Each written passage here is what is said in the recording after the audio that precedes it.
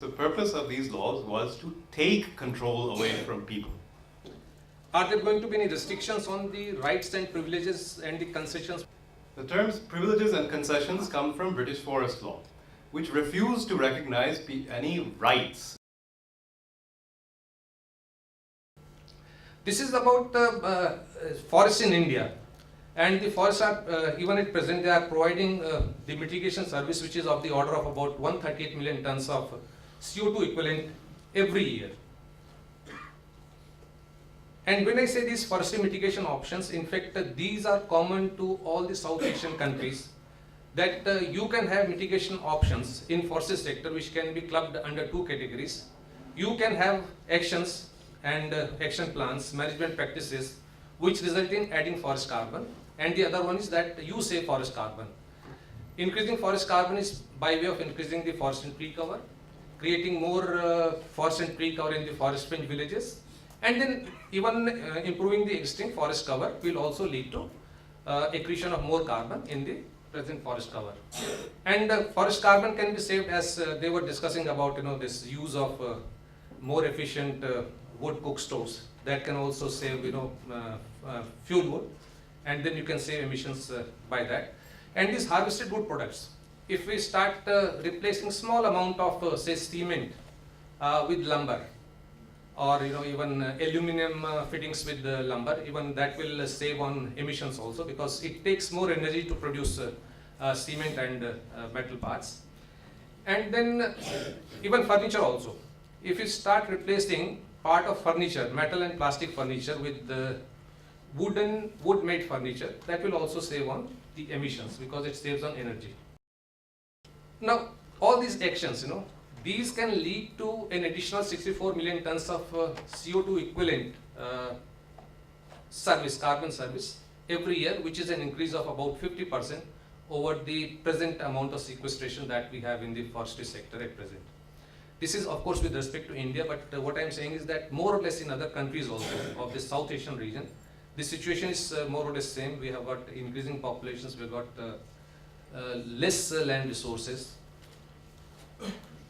And I have just calculated that if we have these actions on, then we can reduce our emission intensity by about 5% by 2020 and onwards. The part which is being shown in green, that refers to the plus element of the REDD+ concept. This is the positive side, that means the role of conservation, sustainable management of forests, enhancement of forest carbon stocks. All these actions lead to addition of the forest carbon, whereas the original REDD only was about saving forest carbon. So this is now the accepted concept even in the UNFCCC negotiations, and we use now this REDD+ REDD+ only approach. Now these are some of the perceived implications and some of the clarifications which are true in the perspective of the South Asian countries. It's always said that REDD+ could lead to conversion of the natural forest into plantations. It is not really so. In fact, the negotiating text puts these safeguards that the natural forests should not be converted into plantations, and that's why it is using the terminology SMF, Sustainable Management of Forest, and not SFM, which could lead to conversion of natural forest into the plantations. Then parceling of forest land into private hands, giving it to the private people.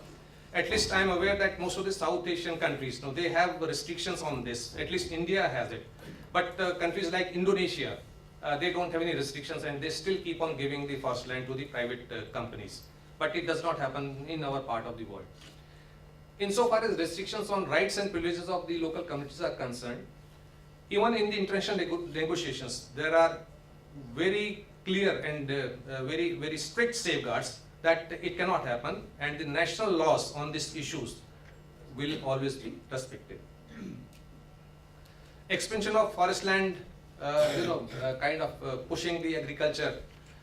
This is also discussed, as Dr. Parikh was also referring to, that we have scarcity of land.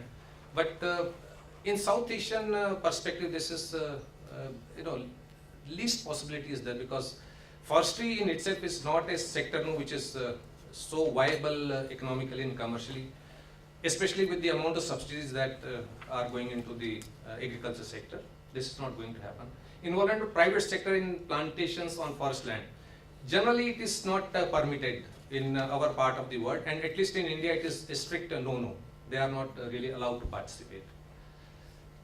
Now, somebody could say that they can have large CDM projects, this private sector, but they can always have large CDM projects on afforestation, reforestation, but it's going to be on private lands always. And let me tell you very frankly that these projects in themselves, for them, this carbon money is not the mainstay. The mainstay is other products which they are getting. For example, this wood and the pulp.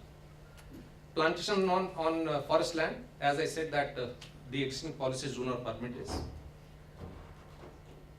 And then they could say that if governments they pursue this REDD+ mechanism that they treat these forests as carbon sinks, then maybe development will be impeded. But this really is not going to happen, because we do have very strict regulations for diverting forest land. Even at the present rate of diversion which we have, and even at the present rate of withdrawals that we are having from the forests are still giving a service of about 138 million tons of CO2 equivalent. So this really is not a very solid argument that the governments will stop entry into the forest or treat their forest as carbon sinks. This is about this local communities, because this is being discussed that it may impede the entry of the local communities into the forest, and these goods and services which they are getting from the forest may really get impeded. It may not really happen, but one thing is there that the local communities could always think that there is not going to be any benefit flowing to them from whatever we are discussing as carbon service, although it is not the mainstay.